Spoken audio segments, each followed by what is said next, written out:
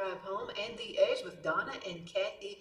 We are actually at the Alabama State Capitol right now with one of my favorite guys right here. This is our Honorable Alabama Secretary of State, John Merrill. John, so good to be with you again Great today. to be with you, my friend. I'm so glad y'all can come to the Capitol today. We are too. Thanks for letting us come in. Oh, look, we're delighted to have y'all and for you to be able to broadcast from this location. Not a lot of people have had the opportunity to do this, and anytime we've had some of our media partners reach out and want to, we certainly want to accommodate them because this is your capital. Well, thank you, because we're on several different television stations now. We've really branched out. We're on channel 182 on Charter Communications, Abundant TV, found on Roku, Apple TV, and Amazon Fire, and in Australia. Oh, that's awesome. Oh, my goodness. So we're everywhere now, not just in Alabama, all over the United States and even out of the United States. That's great. So it's good. I just wanted to mention, John, that you've been an absolute fantastic Alabama Secretary of State. And so many great things have happened. And I wanted to mention this, Kathy. I mentioned this to you on the way to Montgomery. A lot of other state governors have actually called on you to find out how you did such a good job with the election. Well, you're kind to mention that. As a matter of fact, one of those folks that I speak to regularly, his birthday is today. That's Brian Kemp, who's the governor of Georgia. Oh, yeah. I spoke to Governor Kemp this morning bright and early because he starts his day about 5 a.m. every morning, but he is an outstanding leader and doing a tremendous job over there. And this show, actually, Mr. Merrill, it may air before the election, and then actually sometimes we air some of these popular shows after the election as well. Okay, so we'll wish him a happy birthday, and then he'll actually get a late happy birthday as well. Yes, absolutely, because we want him to get the late happy birthday on November the 8th when he right. gets reelected to one more term as Georgia's governor. Absolutely. And now, is this your last term? Yes, correct? and my last day in office will be January the 15th. So you're limited by law to only 2 terms, consecutive elected terms in the position. And I am fast approaching the end of my 2nd term. So it's an exciting time. It's also a sad time because I love the job and we've been able to do so much good for so many people all around the state. But, you know, it's time for another person to come and take the reins here. And so we'll be moving on to other opportunities. Absolutely. Well, you've really been boots on the ground. You visited every county multiple times. That's right. We've appreciated you coming to North Alabama. Thank you for that. You know, actually, I was talking to somebody about that this morning. This is the 11th time, the 10th year in a row that I will have been to all 67 counties. And as of today, I've been to 62 of the 67 counties for 421 unique visits to those 62 counties, and we will get the rest of them between now and December 31st, but we are always excited whenever we have the opportunity to go to those local counties and to interact with those folks that live in those communities and make sure we're helping them meet their needs. You know, it's funny because there's benefits to doing that. A lot of different times, sometimes people may not think of something like this, but this morning as I was returning from Gadsden, I got a call from my assistant and she said, you need to do an interview with a TV station in Huntsville and you really need to do it before you get back here. They can't wait. Their deadline is too early. And I said, well, when is it going to be? And she said, well, I'll find out, but I'll reach back to you. And I said, well, whenever you call me, I'll have a place where I can pull off the road and then I can do the interview. And when she called, I knew that there was a place within that particular location where I could pull off, and it was a funeral home in Shelby County. So I went there. It's a nice background, you know, it looked all professional, and so it was good. So not every elected official can do that. Right. And then hasn't it been wonderful with Zoom now? Oh, yes. You can pull over on the side of the road and do it. You can, even though I prefer to do it in person whenever I can, if I'm meeting or doing an interview, just like with y'all being here, as opposed to us trying to do this through the internet, which, you know, it has benefits, but that's not the best. Glitches has That's right. That's right. We've been through a few glitches together with the internet. You know, I wanted to also mention one of your fans up in DeKalb County is Bobby Ledbetter with Twin City Used Car I love Sales. Bobby Ledbetter. I told Bobby that we were going to be here with you, and he said make sure we told you hello from him. And you've been so kind to come to all these food events he has put through the past few years. Well, you were so kind to mention that, but my involvement is directly because of you and because of you taking time to make sure that we knew about it and we had it on our calendar so we could be there and support the event, and to be able to go and to interact with all those families that would come and get those turkeys and those groceries, and just let them know how much they're appreciated and what an integral part of the community that they need to be, let alone just being a resident. They need to know that they have something to offer. And Bobby is so kind to treat everybody the same way and to make sure that they all know that they're loved.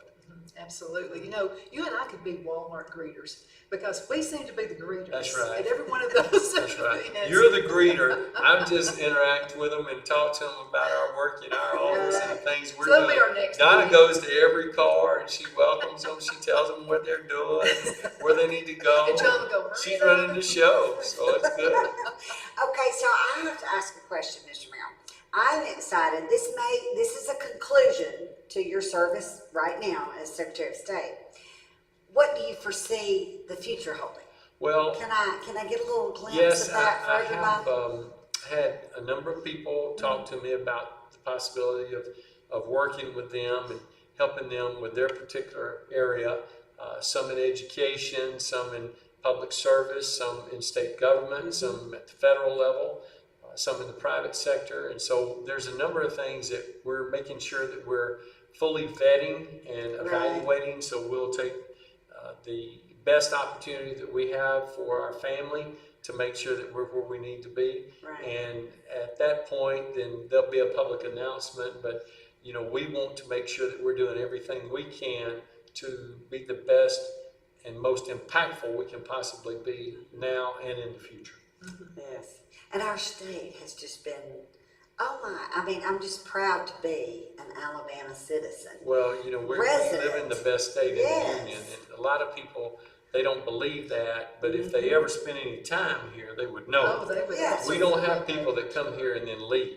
Right. We have people that come here and stay. We wish some of them would leave, but I'm just saying that's just the way it is. I dig it. I'd say what you're saying there. Well, our economy has done so well. Yes. And we've got a lot of states that have not done so well. That's exactly right. And Governor Ivey's leadership has been extraordinarily strong to help us be where we need to be as we continue to move forward. Yes. Now, Kathy, you know Merrill, Matthews, and Allen. That's not From my Anniston. Yeah.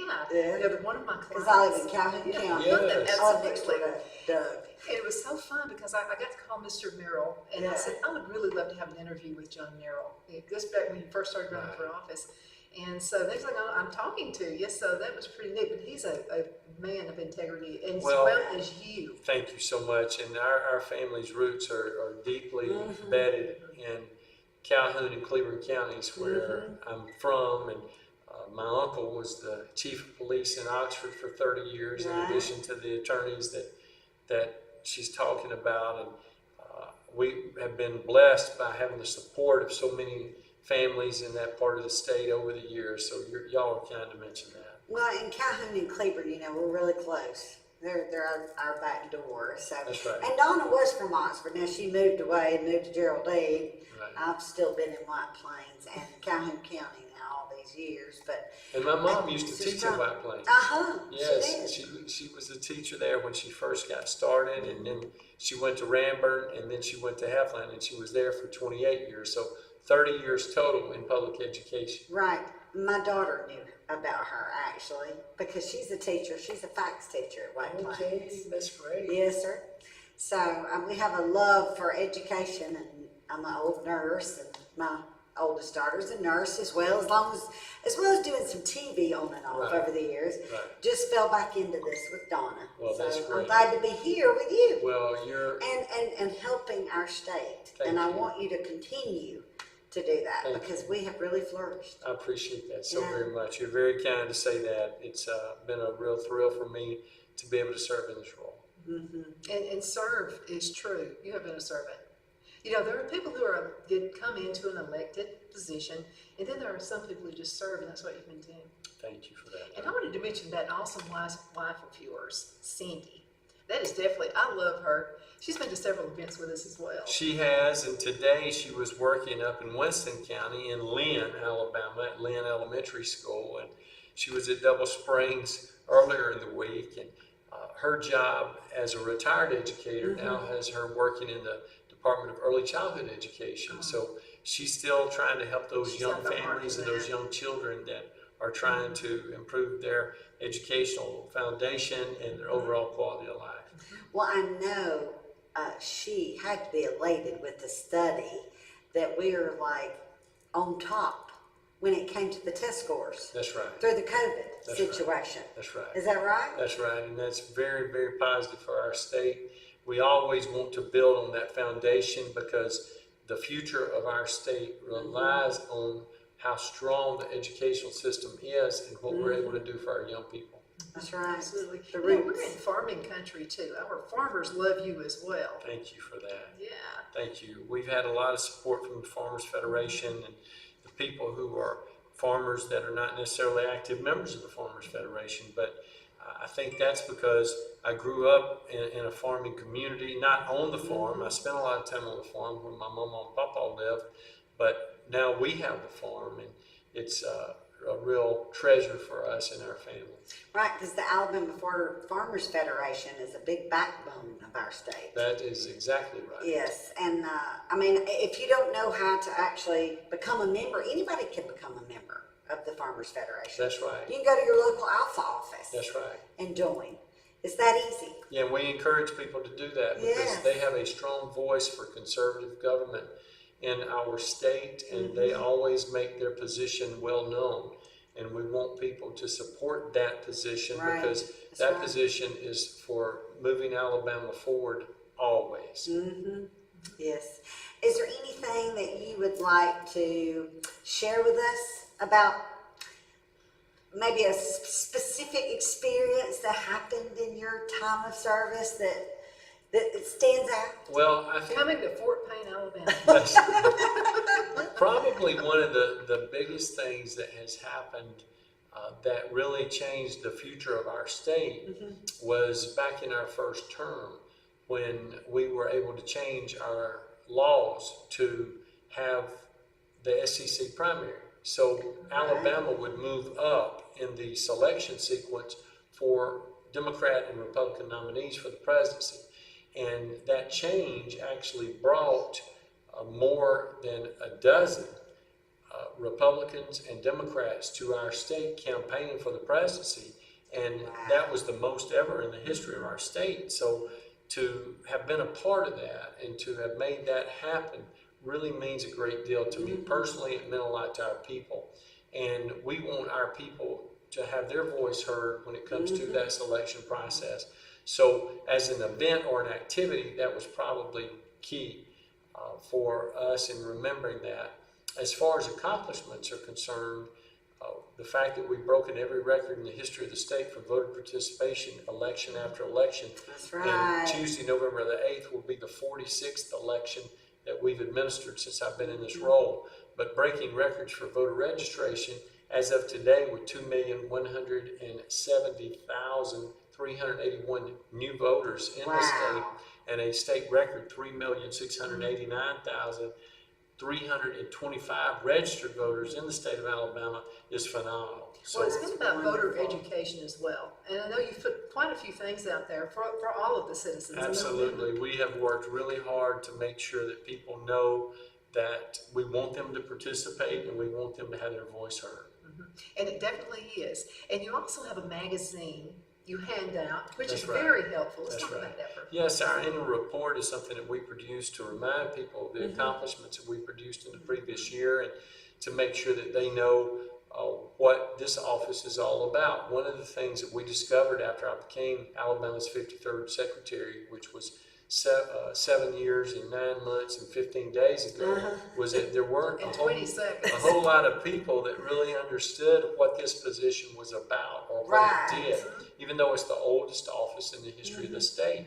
So we worked really hard to educate people, and that's part of what we did in our visits to each county when I would be speaking to Rotary clubs or Civitan clubs or Lions clubs or even JCs or all of those different groups to make sure that they understood why this office is important and what it means to business in Alabama as well as in elections. Right. And also during the census, when that was being taken, you were really active in that as well. We were, because it's so important to our state to preserve the number of elected officials that we have at the congressional level so we can get the benefit that we need, having those people there, receiving that federal funding for education, for roads and bridges, infrastructure improvements, to make sure that Alabama continues to move forward in all of those areas.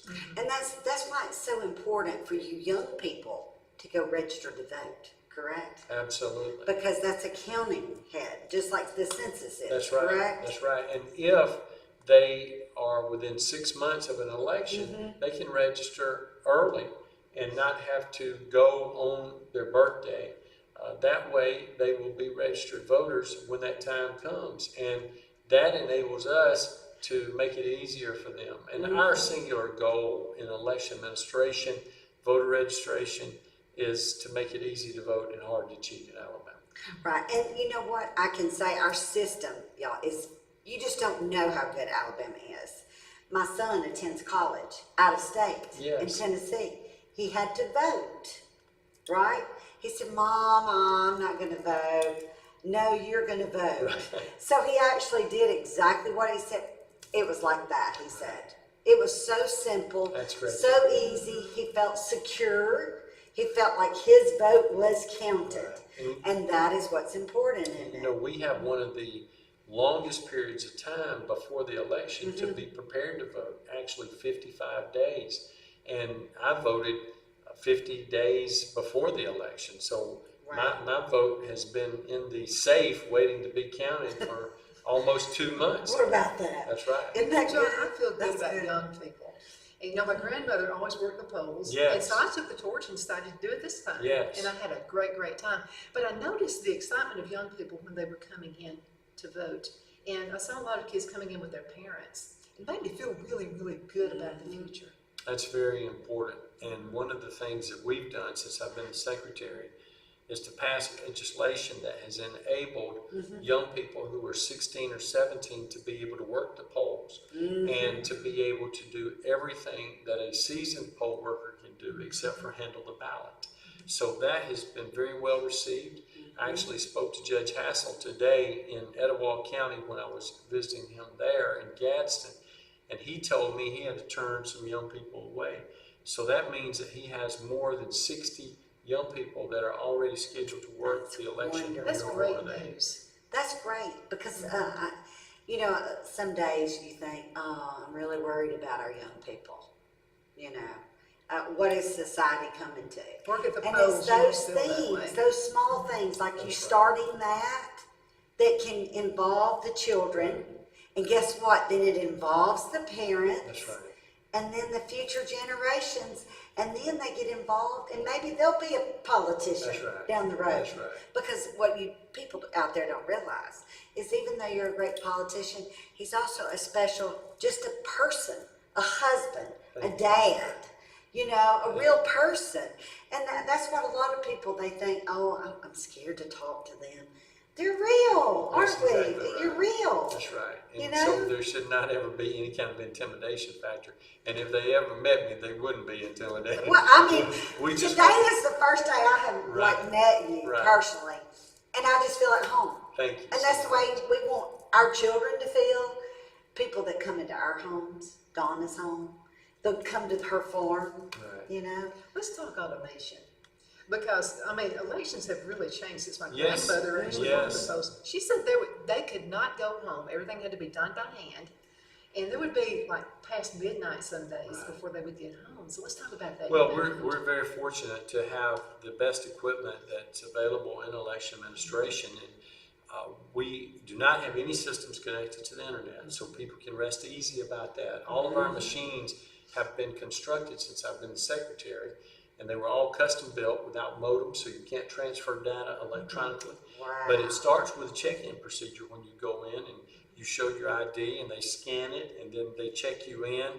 We know you're who you say you are, and you would be locked out of other equipment, so you can't go somewhere else and attempt to vote in person. And then after you vote, then you get ready to turn your ballot into the tabulator, or the voting machine as people would call it.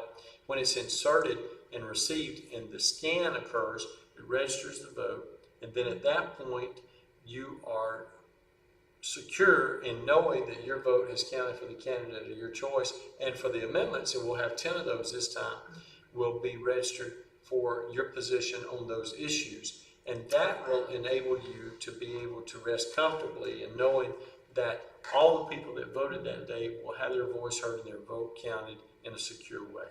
Let's talk amendments, the most confusing thing on the ballot. How can we get some good information about what they're about? Great question. One of the things that we encourage people to do is to visit our website at alabamavotes.gov and visit the Fair Ballot Commission pull down, so they can check out the language that's been prepared by this group of individuals, and they have written this language in such a way that anybody can understand it, because we don't want it to be a confusing time when you go to the polls. We want it to be an informed time where your reasoned vote will be cast. And this process with the Fair Ballot Commission has a brief paragraph that's written on each one of the amendments, so you know that this is what it actually means and what it will mean if it passes. And that's been very successful. That legislation has passed since we've been in this position, and that enables people to be ready to process the information and cast their vote on that issue in an informed way. You know, more and more people are getting out there and they would like to be part of a solution. So let's talk with folks who are thinking about running next time around. What do they need to do to prepare to run for office? Well, the main thing that people need to do when they're getting ready to run for office is to make sure that they're informed about the things that are going on in their community. And the only way to do that is by being involved in your community. And if they make that commitment, then they will be recognized as a natural candidate for public office. Then they need to assemble their friends and come up with a plan about how they would like to move forward in a campaign for city council, for county commission, for the school board, for the legislature, for Congress, for a statewide office. And when they do those things and they're fully prepared, they'll be better prepared to be successful. And you've always listened to the heart of the people. And I've noticed when you come to the Cattle Stampede Steakhouse, is where you've spoken a lot in Fort Payne, Alabama. But I've noticed you when you're up there on the stage, people are asking questions, you look them in the eye, and right, the eyes always meet. And that's important, right? Well, I try to make sure that people know that when they have questions, we want them answered to their satisfaction. That's whether they send an email here, they have a telephone call here, whether I'm interacting with them face to face, because we want them to feel as though they've got a direct contact to their secretary and their secretary's team. That's why on my business card, I print my cell phone number, and then anytime I speak, even when I'm doing interviews, I'll make sure that people know they can call 334-328-2787, which is my cell phone, and then they can call me directly if they have a question or a concern about a particular issue. We're ready to close, and I wanted to talk to you just for a little bit over 5 minutes left in this segment.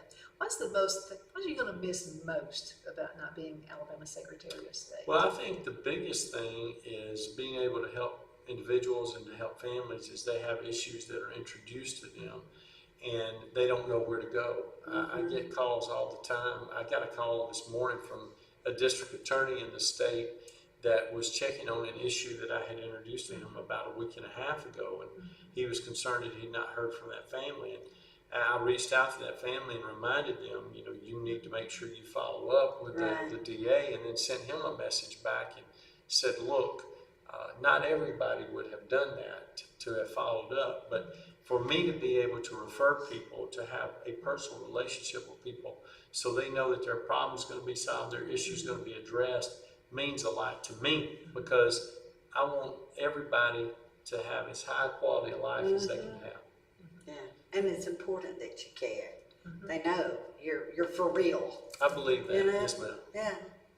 Okay, a couple minutes left, so let's talk with the folks about voting. this coming. You must, okay? Or we're gonna go to your house, we're gonna eat all of your food. So why is it so important Well, to get of out course, there? the date to register to vote has passed. Right, And right. you cannot modify your record now, but you should be informed about where your polling place is. So visit our website at alabamavotes.gov, download the mobile app at Vote for Alabama, see where you're supposed to vote, what the races are that are going to be on your ballot, and then go to the polls prepared with your photo ID. When you check in, receive your ballot, mark your ballot for the candidates of your choice, for the issues that are presented to you as constitutional amendments, which ones that you favor, which ones you're opposed to.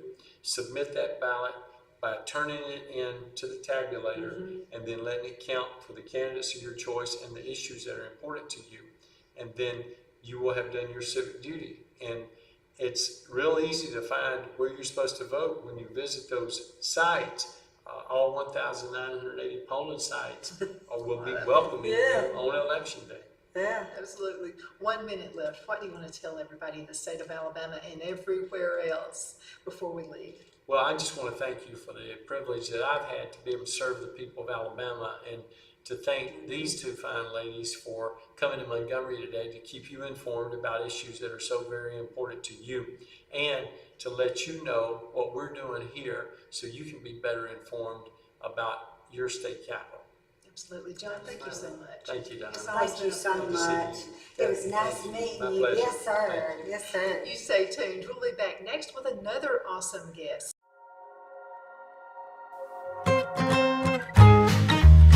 We're about to make your life just a little bit easier. Join Tony and April at Tony's Pizza and Subs in Center and Cedar Bluff, Alabama. We're cooking up some hot, delicious pizzas, and we'd like to bake one for you. We are home-owned, not a chain, and our pizzas are fresh, homemade with our dough made fresh daily. We have a full menu including fresh, never frozen wings, salad bars, suds, sandwiches, and much more. In Center, we have a private dining area for birthday parties, club meetings, and other events. We'll be waiting for you at 1820 East Bypass and Center, and in Cedar Bluff, 3812 Alabama Highway 9. For your convenience, you can call in your order at our Center location, 256-92 Pizza, or Cedar Bluff, 256-557-8651.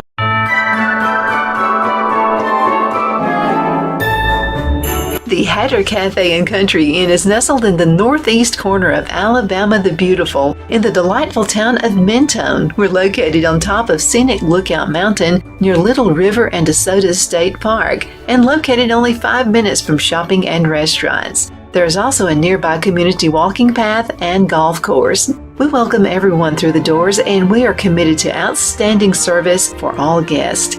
At the Hatter Cafe and Country Inn, we invite people from all walks of life to come and get away from it all, enjoy the open spaces, treetop views, fresh, clean air, and experience Southern hospitality at its finest.